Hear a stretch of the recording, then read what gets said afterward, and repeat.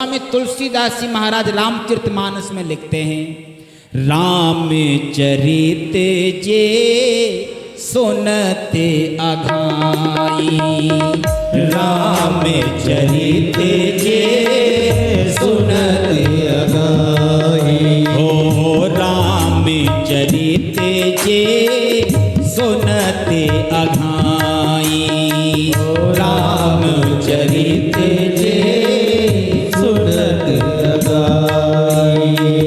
राम चरित जे सुनते अघाई, राम चरित जे सुनत अघाई, रस विशेष जाना तिन नाही, रस विशेष जाना तिन नाही।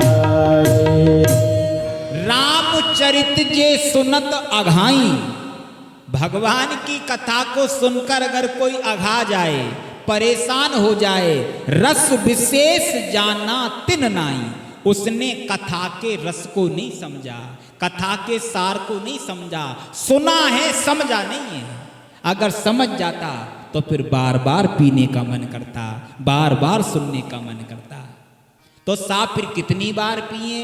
तो वेदव्यास ये लिखते हैं, मुहुरो रसिका भू विभावुका, इस भागवत रूपी रस को एक बार नहीं, दो बार नहीं, 10 बार नहीं, 50 बार नहीं, भागवत रूपी रस को तब तक पियो, पीते पीते हमारा मोक्ष ना हो जाए, तब तक पीते ही रहो, इसकी कोई लिमिट है ही नहीं महाराज।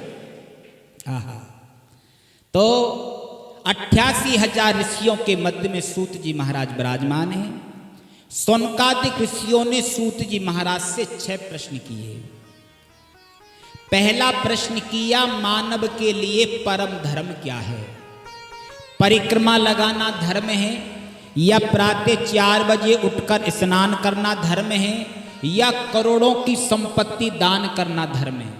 आखिर धर्म की परिभाषा क्या है? पहला प्रश्न। दूसरा प्रश्न किया, मंदिर में पूजा करने जाते हैं तो मंदिर में बहुत सारे देवता बैठे हैं, और आजकल आपने हर मंदिरों में देखा होगा, एक ही मंदिर में आपको सारे भगवान मिल जाएंगे, है ना।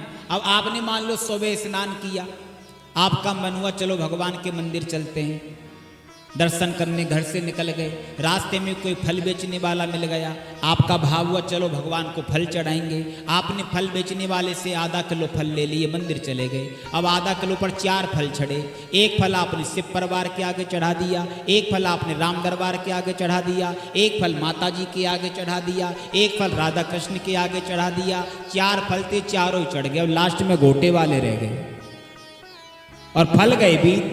अब महाराज या मन में संकोच होता है कि मैंने सब भगवान को चढ़ा दिए, हनुमान जी रह गए, कहीं ये मुझसे नाराज तो नहीं हो जाएंगे? तो कृपया करके ये बताओ, सारे देवताओं में श्रेष्ठ कौन है? तीसरा प्रश्न किया, वेदों में परमात्मा का नाम अजन्मा बतलाया है। अजन्मा का मतलब होता है जिसका कभी जन्म नहीं होता। अगर परमात्मा अजन्मा है तो माता कौशल्या का राम कैसे बना, माता देवकी का कृष्ण कैसे बना? चौथा प्रश्न किया, भगवान के अवतार कितने हुए?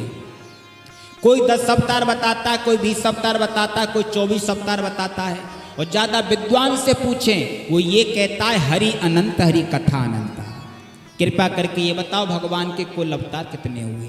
और 5वां प्रश्न, बताने वाला वक्ता ऐसा होना चाहिए बड़ी बात को छोटी कह करके समझा दे, क्योंकि कलयुग के लोगों के पास इतना समय नहीं मिलेगा जो 24 घंटे बैठ के तुम्हारी कथा सुनेंगे।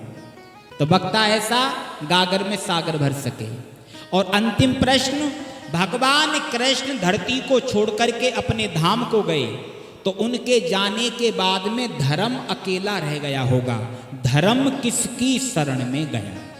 ये अंतिम प्रश्न। ऋषियों के प्रश्नों को सुनकर के सूत जी महाराज गदगद हो गए। हे ऋषियों, आपके प्रश्नों का उत्तर देने से पहले परम वंदनीय मैं श्री सुखदेव जी का वंदन करूंगा, जिन्होंने जन्म लेते ही संन्यास ले लिया। सुखदेव जी महाराज जो थे, गोलोक धाम में राधा रानी की गोद में तोते के रूप में खेला करते थे। एक दिन राधे रानी बोली, बेटा अब तुम पृथ्वी पर जाओ और भागवत का प्रचार प्रसार जन जन में कर दो।